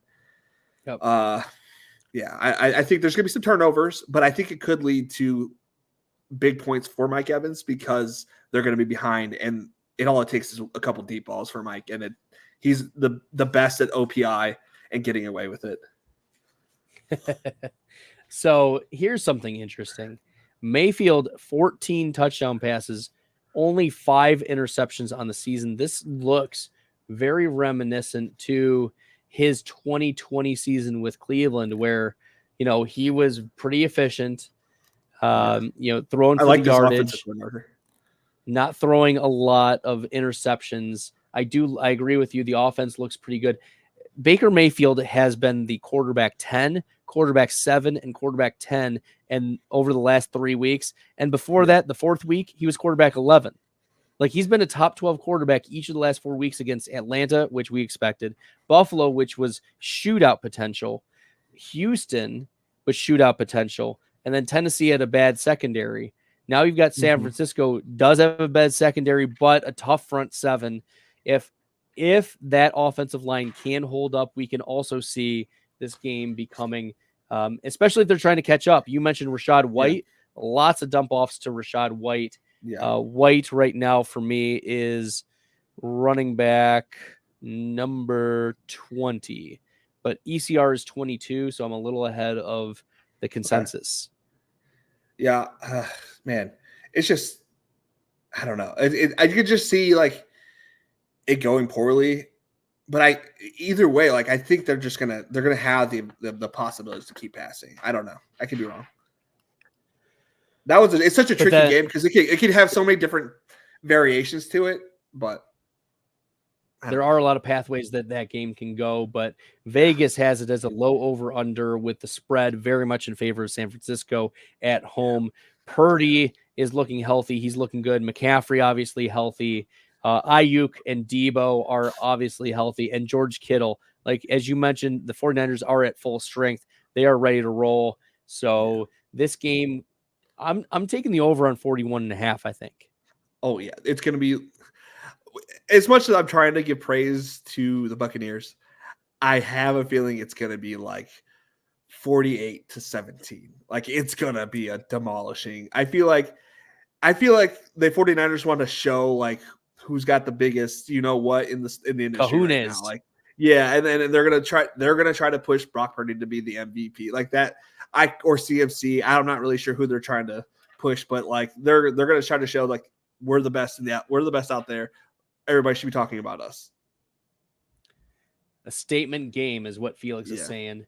Another game that's going to be very interesting is the matchup between, surprisingly, the Jets at 4-5 and the Bills at 5-5. The Bills only have about a 25% chance of making the playoffs after that loss. Yeah. And they fired their offensive coordinator, Ken Dorsey. Joe Brady takes over as the new offensive coordinator. And now we've got Allen and the Bills at home. It's very interesting because we saw this matchup happen earlier in the season, and Josh Allen finished as the quarterback 20. Yeah, it didn't look good against the Jets week 1. Man. He threw 3 interceptions, only 1 touchdown, and was just awful. He was just awful. And Gabe Davis that week was wide receiver 69, 2 receptions for 32 yards. This was an absolute disaster showing the first time out. And now, Diggs has been trying to quash the, trouble in paradise narrative. But, I mean, at least he did well against the Jets first time out, 10 for 102 and the touchdown on 13 targets. He was the wide receiver 4 that week. You're auto starting Diggs. You're benching Gabe Davis against the Jets. I don't know if you're auto starting Diggs. I don't know if you're playing obviously he's your first round pick. He's your talent, but I wouldn't want to play him. I don't know. Like, who else do you have that's better? But it doesn't matter if he's better. Is it Mike Evans or Stephon Diggs? Well, I'm playing Evans all day. Take that chance because like that they're not going to, even with him whining and getting his brother involved to see more touches. I don't see him. This is a squeaky wheel gets the grease, You think so? Scenario. I don't know, man. Like they've been owned by them for the last like year and a half. I don't know. Like I would play Kincaid if he's smart, he dumps it off and it's a lot of dump offs. Yes. But he's not smart. So like I'm seeing him throw 40 yards to Gabe Davis getting picked off. Like that's what I see.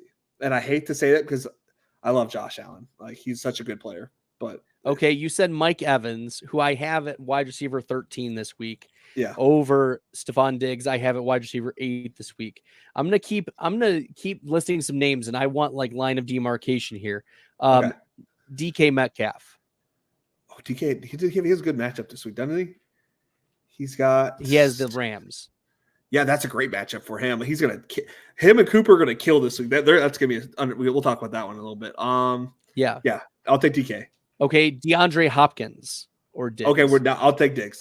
That's where it's at. Okay, how about Puka Nacua?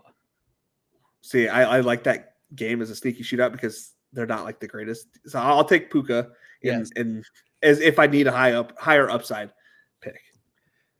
Terry McLaurin. I'm gonna go Diggs. I have a fascination hate for Terry McLaurin. Okay, last one. Last one, Devonta Smith. Oh, Devontae Smith is going to smash with Dallas Goedert out, man. It's going to be crazy. Like he succeeded. So, his numbers spiked when Dallas Goedert went out. Like they went up. Like I would take Devontae Smith almost over a lot of people. Let's put it that way. And going against the Chiefs, like he destroyed the Chiefs last year in the Super Bowl, and I can only imagine it's just going to look better. Like they're going to want to put a statement game out there against the Chiefs. Well, James Cook fumbled like a bunch of times in this game, like at least twice. A third one could have been the case, on the botched handoff. He did have 120 total yards on 14 touches against Denver on only 46% snaps, which is the second time all year that he eclipsed 100 rushing yards. But, new offensive coordinator. It's against the Jets, and the last time he faced the Jets, 12 for 46, finishes the running back 28. And my concerns are that we see a little bit more of the Latavius Murray and maybe Leonard Fournette gets activated. Yes. Okay, as a person that this is all biased talk right now. One, I love Ken Dorsey. He's the reason I started watching football when he was at Miami, going in that title game. But besides the point, so I think he got a BS fired. Why not just fire the special teams coordinator? Like, how hard is that? Like, just fire him. Like, just get rid of him, and he'll be the scapegoat. Why fire Ken Dorsey? There must have been at odds about how the plays were being called. I guess I don't know, because they were kind of crushing it while running it, but you can't blame them for the interceptions, the drop passes, the fumbles. I don't know. Anyways, besides the point. I'm not a fan of James Cook. I don't think he's a lead back. I think he's a very good complementary back. I think Murray I don't think this is the week to play them, but I think they kind of make it muddled now that Leonard Fournette is probably going to get activated to get play this week, and I don't think he really can play any of them. Yeah, James Cook is my running back 24 this week. I don't feel great about it, but back and running back 2 with not a lot of upside given the defense that the Jets have and his previous production against this defense that we know how the Buffalo offense, Josh Allen can beat the best of the teams. He can also lose to the worst of teams in the NFL. Yeah. And that's just the reality of Josh Allen. I'll take it aside for a moment and tell a story here, Felix. When I had my Madden NFL 2004. He's on the Cleveland Browns. Yeah. Sorry. My brain went to Ken Dorsey on the Browns. Yeah. Yes. So what I did on that, when I played that game, I had like a Miami streak in me because I realized that so many players, played at the University of Miami. Oh, yeah. And I traded away all of the players that didn't play on the University of Miami and only had players from Miami. I looked up all their colleges at the time when I was in high school, and I was like, oh, I didn't know this guy. And so Ken Dorsey ended up being, man. Yeah, like Willis McGahee was always my running back. It was great. Oh, yeah. Kellen, what's his name? Kellen Winslow. I keep Kellen Winslow. I was going to keep saying Kellen Moore, but Kellen Winslow. And all the defense, man. You have the perfect defense back there. Ed Reed, baby. Jonathan Vilma. You got man, it was Sapp. It was amazing team back then, man. So I created a Madden team that was only Miami, and then I was like, oh my gosh, this is going to be great. Oh, you had Shockey on there too. Oh man, I can't. Oh, I love. It was a lot of fun. Then, man. We had a lot of fun with creating some teams like that. Anyways, we'll get back to it. With the Jets, you're starting Breece Hall. You're starting Garrett Wilson. Garrett Wilson actually over the last 3 weeks is the number 2 target earner in the NFL among wide receivers. Let's be honest with here. In the pre-game stuff being called when they're going into their little rooms and they're talking about what the game plan is, they are saying, Zach Wilson, your first read, Garrett Wilson. Your second read, Tyler Conklin. Your third read, Garrett Wilson. They only want him to throw to those 2 players, and occasionally if they're triple covered, throw it to Allen Lazard. That's all it is. Yeah. He So can't do it. Garrett Wilson, 5 of his last 6 games, he's had at least 12 targets. Yeah. 4 straight games with at least 12 targets. And he is still, with the incompetence of Zach Wilson, still like the wide receiver 18 on the year. Yeah. With 2 touchdowns. He hasn't scored since week 2 against Dallas. Yeah. It's not good. It's not good, but Wilson has a very high floor, and you're going to start him. You're going to put him in your lineups because he gets so much volume that it offsets the inefficiency of Zach Wilson. Yes. I just feel bad for Zach Wilson. He's getting a lot of flack. I don't think he's good. I'm not saying that. But what I am saying is that offensive line is atrocious. And it's hard to play Breece Hall this year in general, but because he can break off a big run even with terrible offensive line play. But it's just you can't get anything done when your offensive line is being so bad. It's you cannot get it. You can't run a functional offense, and you're getting met in the backfield. You're literally having to throw it immediately when you get the ball. It's been bad. It has been very bad. I don't think he's a play in DFS though. I wouldn't you'd be like, oh, he's going to be low owned, and I love the Jets. Don't do it. There are other better plays. Again, if you want to play somebody that's not going to score any points, at the very bare minimum, DTR is out there. He likes to run. Don't play Zach. Yes, Wilson. It's not worth waste your money. Don't play Zach Wilson, but you can play Tyler Conklin. Yes. Yes. He and Garrett Wilson are getting all the targets. Alan Lazard is getting a speck here and there. Honestly, I don't even know who wide receiver 4 is. I'm trying to think who the 4th option Randall is. Cobb. Oh yeah, he's been inactive though. It's been gross. Yeah, don't play any. Try not to play Xavier anything but Garrett Wilson. Oh, Xavier right, Gibson. Yeah. Career high 3 week 10 targets in the loss to the Raiders. Yeah. Yikes. Don't do it. No, it's not worth it. We're gonna go to do drugs. Don't do drugs. Don't play Jets unless it's Garrett Wilson. Don't do it. We're gonna flip to a more exciting matchup between the Seahawks and Rams. Both have been very porous defenses. We expect a shootout and close game in this matchup. The Seahawks are favored by 1 on the road. Over under for this game is 46. Stafford is expected back. Stafford, you're starting as a high-end quarterback 2, high to mid-end quarterback 2 with Cooper Kupp, Puka Nacua, Tyler Higbee, Tutu Atwell. Darrell Henderson, probably the lead back here. Yes, he's a with smash. Kyron Williams expected to return next week in week 12. Henderson has exceeded 56% of snaps in 2 of the 3 games. But maybe there's a shift that's going to happen after the bye. Henderson has not averaged more than 3.4 yards per carry in any of his games. I mean, Royce Freeman, on the other hand, has played overall better than Darrell Henderson from an efficiency standpoint. But we'll see if there have been changes to this running back room. It's been pretty gross, though. Yes, it has been very gross. But I do think that Henderson is going to take I think this is going to be a big scoring week from both teams. I don't think the Rams played a lot of man-to-man coverage, which is what Geno kind of struggles against. And even if they did, I think that the DK Metcalf, and I know Tyler Lockett came on the injury list a little later in the week, so this could be DK Metcalf, JSN, Kenneth Walker. You play everybody if you have them. I think in this game, if you have a piece of this game on regular season teams, this is the week to play a little bit of everybody. Yes, it could be. These defenses aren't amazing. They just brought in Bruce Irvin, I believe, to the Seahawks. They brought in somebody. I'm drawing a blank. They brought in Jason Peters to start at left tackle. They brought in a defensive lineman, but I don't.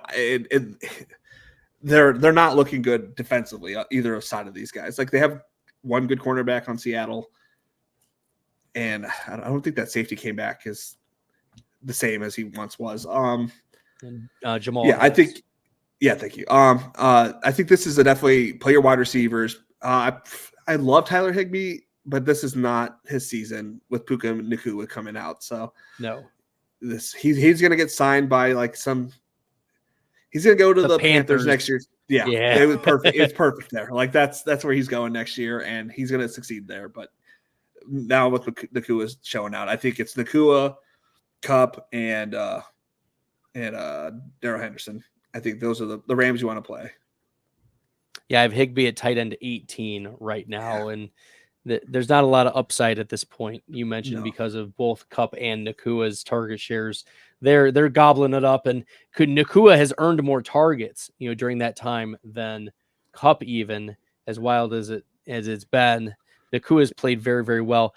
People have tried to. I have like 50-something% exposure to Nakua in Dynasty. Nice. And people have tried to buy low on Nakua. They've offered me their late first and late second, and I'm like, nope, I'm not letting him go. I love Puka Nakua. Yeah, I had been saying for months and months, even through when was it? April? I think it was April. When March or April when I started tweeting about Puka Nakua last year, or this past year, and I can't I want to continue to victory lap, Felix. No, I'm 100% on board. Like I wasn't on board before the draft or whatever. I came on to when I started focusing on right afterwards, to see the final rosters and kind of see who's on the team and whatnot and who's making it. And I saw Puka Nakua. I was like, I didn't know anything about this guy, so I went watched all of his tape. I was like, oh, this dude actually reminded me if Cup gets hurt, this is going to be the guy. And so I smashed a bunch of Nakua early and a little bit towards the end, but once I found out that he was going to be hurt, and it feels great to have a bunch of Nakua. Unfortunately, a lot of my teams sucked because they had Cooper Kupp instead of Tyreek Hill or CMC, but it is what it is. So be it. We've got 2 games left. A couple notes before you guys, before we finish up here. Make sure you guys are following Dennis Felix at Crying Buffalo on Twitter. Make sure you guys are subscribed at Best Ball Nation on YouTube. You guys, Felix has been crushing it tonight with the Best Bell Fantasy Football show as a guest. I appreciate you coming on. You've been absolutely great. Make sure you guys are also checking out bestballfantasy.com. I've uploaded my rankings there. I'm top 25 right now in season rankings. Yeah, we're crushing this year in the rankings competition. So make sure you guys are checking out bestballfantasy.com, and you go to rankings, and at the top it's weekly rankings, and you can just look at PPR, half PPR, standard. You can look at my IDP rankings. I'm 12th or 13th season long in IDP. I'm 16th in tight end rankings. I'm one of the worst kicker rankers there, but I don't care. Kickers don't matter. You can't tell me otherwise. Sorry. But I still submit rankings, and someone's got to be the worst. And I'm not doing well in the kickers, but everywhere else, I am absolutely crushing. I've got to figure out kickers somehow. I need to Brandon McManus is number 1 every time, man. That's been my kicker for the last 10 years. I feels like. But anyways, so check out those rankings there. I know a lot of you put start sit questions in the chat. The purpose of this show was not to answer those, but instead to dive into everything you need to know. And Felix has been great about, answering some of those questions, giving some feel and some stats for y'all. And hopefully this has been a really enriching podcast for y'all. Make sure you're subscribing on the YouTube channel. If you found this helpful, smash the subscribe button. Likes obviously are helpful, but the subscribers are an indicator. You guys vote with your feet. And if you like the content, subscribe here. And of course, check out the website, because that's where you can get a lot of your start sit questions answered without having to ask or comment. Just check out the website. I have it there in full PPR, half PPR, standard, because sometimes it's hard to toggle between those different types on in mid show. But if you guys really want the start sit questions, Billy Muzio and I have a weekly show called The Dominator on the Lineup Lockdown Edition on the Player Profiler Network, 9 p.m. Eastern on Saturdays. Make sure you're checking that out. Billy, I told you I'm top 25 out of over 200 rankers, but Billy has been crushing this year as well. He's had 2 top 7 finishes in the weekly contests. So he's been absolute fire. The only thing he can't help you with are tight ends. He's like 140th. I'm like 16th or 18th. So I can help you out with everything. Billy though is he's been great and one of my best friends in the industry. So make sure you guys are checking out that show weekly Saturdays during the season, and we answer your start sit questions. It's a 30-minute show, so make sure you guys are on time, but also we go like 10 minutes over like every single week just to make sure we get your questions answered. We do it for the people. We do it for the people. The boys are back. We're ready to roll. And we've got 2 more games here. Minnesota at Denver. Over under is 42.5. Josh Dobbs has been getting some practice in for the Vikings. It feels a little low, but maybe this is because we also are not certain whether Justin Jefferson plays in this game. There's been a little bit of pessimism that Jefferson may not be activated for this game. I feel it's like 40% possible that Jefferson is activated. How are you handling this Justin Jefferson situation? I put him in the Best Ball Nation Patreon League. I just feel like, I don't know. I feel like he wants to play. I feel like after getting the win and getting this this good mojo with Josh Dobbs being back there, I kind of feel like, oh, this could be our Kurt Warner season. Like that's how they're all feeling out there. And maybe he plays and maybe they have a good connection. Maybe that's what they want to see. And if, I kind of feel like they do. Also, Matt, like I think it was you that I was listening to that said Madison may not play this week due to concussion. Is that right? Yeah, Madison he was limited. Okay. And he is officially questionable with the concussion.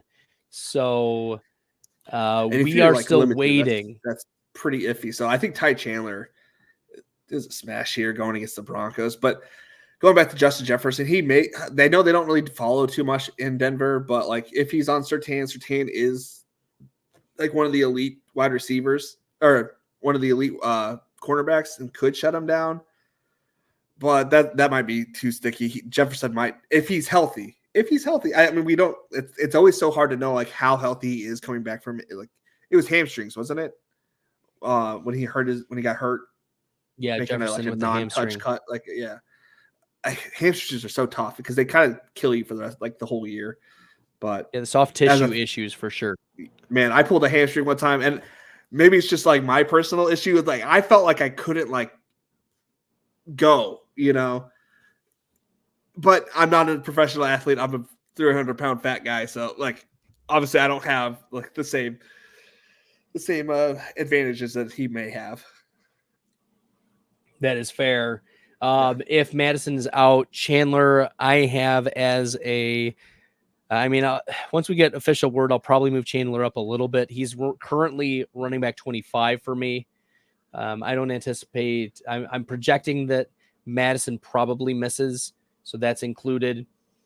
Addison is very much an interesting play. I'm not sure if KJ Osborne will be available. He's very much questionable for this game, given some of the big hits that he's taken. Man, he got walloped. Yeah, the most recent news is that he's expected to be clear. He got a full practice and ready to go. So KJ Osborne still, I'm not optimistic about him being the answer for us, even in the flex position. So, but we are starting on the flip side. We're doing, shout out to the Pound and Off the Schneid, both of y'all. Shout out to y'all. Javonte Williams. We are definitely starting Javonte Williams. Yes. He is a top 7 running back for me this week. I mean, he's getting the volume. Yep. The efficiency is there. He's gotten the touchdowns. Yeah. This is what we wanted him to be last year. What we were expecting. Well, this is what we were expecting coming into the season, knowing that he was dealing with this injury, that he was coming back into the season early playing. We all knew he was going to get to a slow start and was going to build up to this point. And I think this is the point where we're like, oh, this is what made him a second-round pick last year, a late second-round, early third-round pick last year. Like, this is what we're getting back to, I think, finally, off the injury. The Off the Schneid says mixing some yoga, Felix. Gotta get some stretches in, you know. Yeah. Woo. I don't want to start coughing. I feel like if I move, man, I start coughing. Maybe the yoga will push push the coughing out of the system. Yeah, Who knows? maybe, man. I'm so over it, man. But I know it's not good for kids, man. Yeah, for sure. When you have young kids, that's what gets you. That's what gets you sick. Russ, I have at quarterback 16 this week. Josh Dobbs down at quarterback 17 this week. A coin flip selection. If you had to flip a coin, which side is it landing on, the Dobbs or Wilson side? I'm going Wilson. I think the Vikings D is it's like the Denver D getting a little bit better.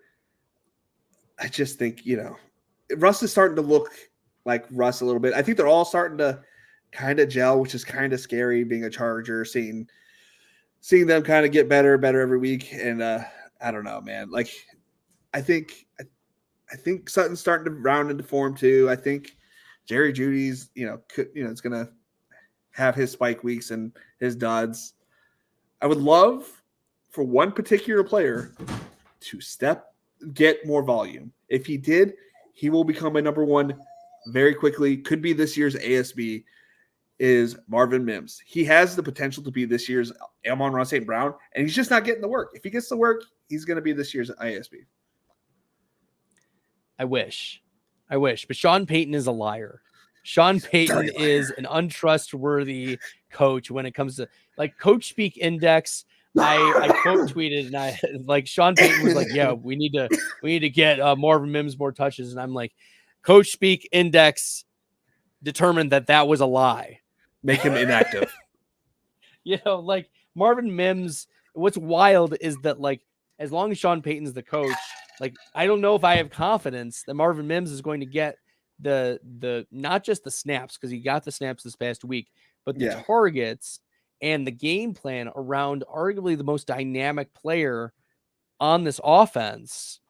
He's going to win special team rookie of the year, and he may turn into like Josh Cribbs. Yeah.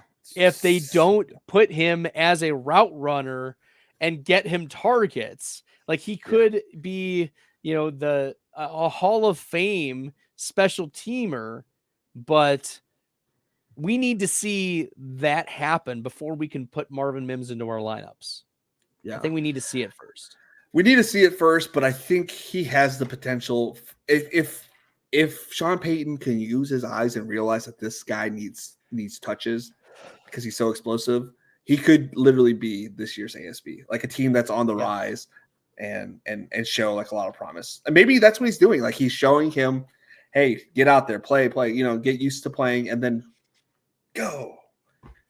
I don't know. Maybe it's just all made up in my head of how he should be playing, and it's never going to happen. I drafted way too much Marvin Mims in my rookie dynasty. I drafted way too much Marvin Mims in like round 12 or 14 or whatever it was in best ball. I wanted overexposure to not only Mims, but also like that Chargers Denver game at the end of the year in week 16. Yeah. So much. We will see if by week 17 we can get that Amon-Ra St. Brown targets, but unfortunately, yikes. So far, no bueno. Only maybe one or two usable games so far this year. The last one of the week, and Felix, you've been an absolute monster attacking these, is the Philadelphia Eagles at Kansas City rematch of the Super Bowl. 45.5 over under. I wonder if it's not higher for two reasons. One, because the Chiefs are usually pretty good on defense, and two, because Jalen Hurts has been dealing with the knee issue for the last couple of weeks. But still, I have Mahomes at 1, quarterback 1, and Hurts at quarterback 2 for the week. That's how I have it.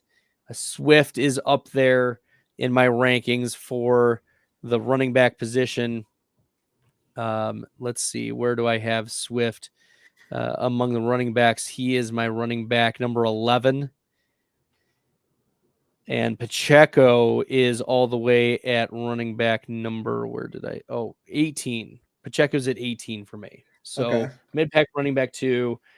high end or low end running back 1.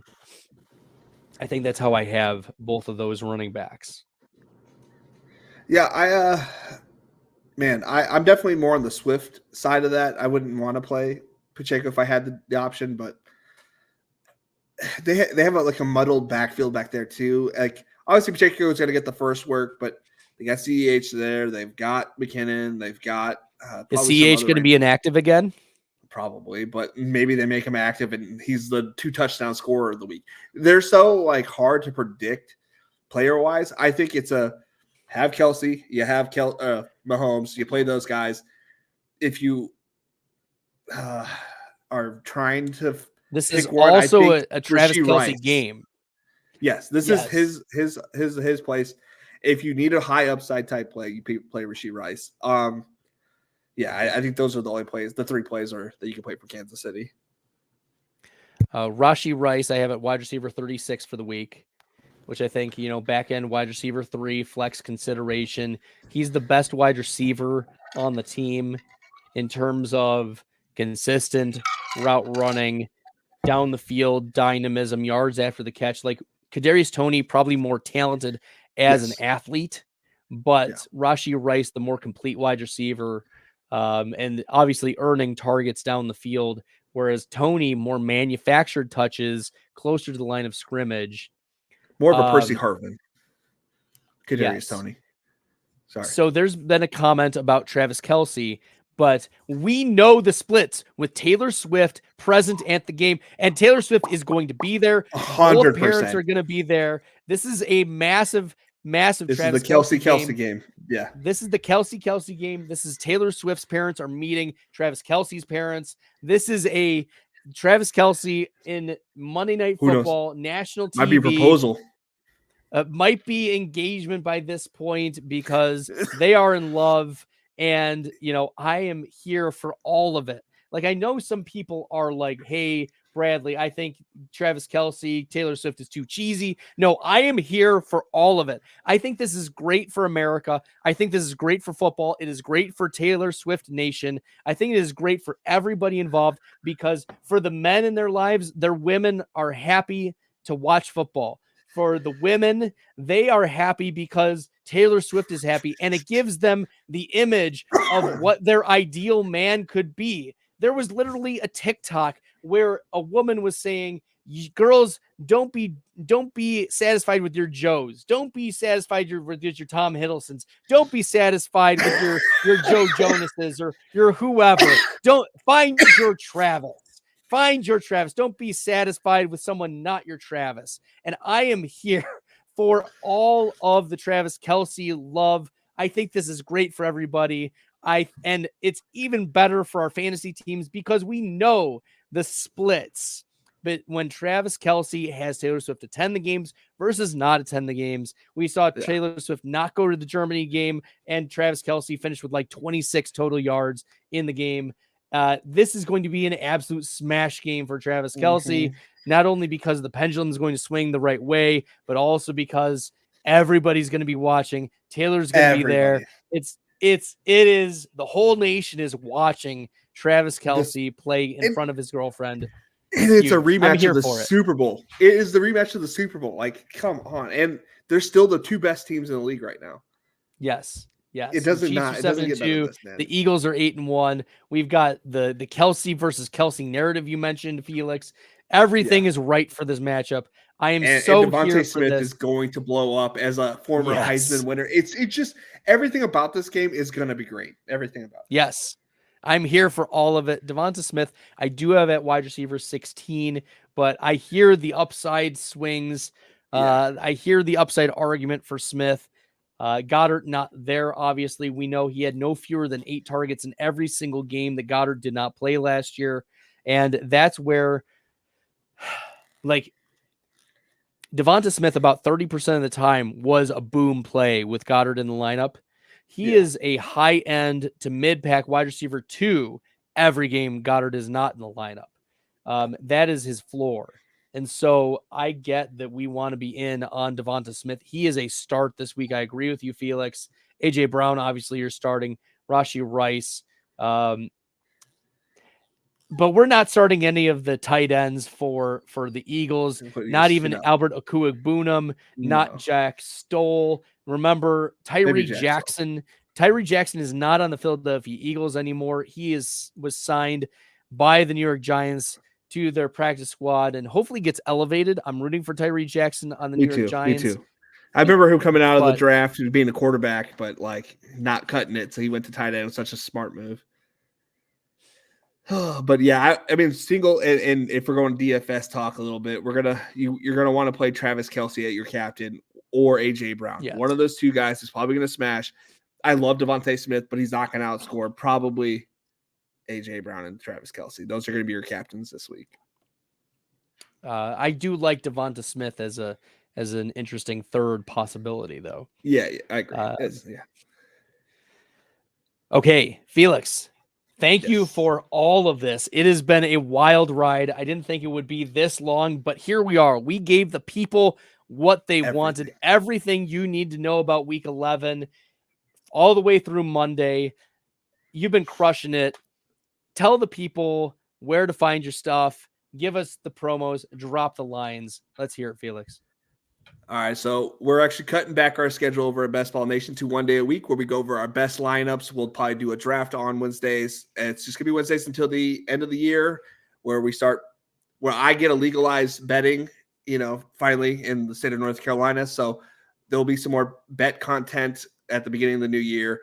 We'll have some more videos and stuff to do with that. And no, I appreciate it, man. You're killing it out here. I'm so happy to see you're killing it again in the rankings again this year. So everything, all the props to you. You go ahead and put yourself out there and tell everybody what it's about. Oh, yeah. Well, make sure you guys are subscribed to the YouTube channel, BestBell Fantasy. Smash the subscribe button. We bring some of the best content here. Felix, one of the great guests that I've had on. There's we're continuing to grow. There's going to be some awesome announcements here over the next couple months.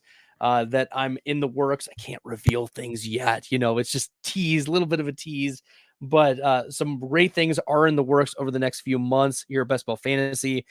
Make sure you're checking out the website, bestballfantasy.com, and go to the player rankings if you want to get your start sits there. Also at Player Profiler, Billy and I have a weekly show where we talk start sits, so you can get those answered there. Billy Muzio of Player Profiler has been crushing it as well. So check those out. I do a Thursday night tailgate every Thursday, 7:30 to 8 for Player Profiler. And then I have every couple weeks, I have a Stack Hunters podcast for Player Profiler as well that I do. And I run the news desk there. So if you guys check out all Player Profiler stuff, I run the news desk. So all these writers put amazing work in, and I just make sure that it gets posted because that's the role, that we make sure we don't miss anything. And we put up some good work. So shout out to all the writers at Player Profiler for the news and the great work they're doing there. All right. I think that's it for the night. One thing. I don't know if you're selling those t-shirts, but if you are selling t-shirts, go ahead and pick up one of the Best Bell Fantasy Football t-shirts. Probably one of the most comfortable tees out there that I have owned currently. Well, I appreciate that, Felix. It is really comfortable. I really like the spread shop that sends them out, sells them, and I appreciate that. I have a hoodie that's really comfortable, so you can get the hoodies. You can get lots of different things on the spread shop. Appreciate y'all with the shout outs there. Yeah, the t-shirts for sure are there. Cool beans. Okay. I think that's it for tonight. Felix, we've burnt the candle at both ends and the third end. I don't know if candles have three ends, but we've done it. We've done it for week 11. Make sure if you guys missed something, we probably talked about it. Just rewind it. We've been crushing the content. All right.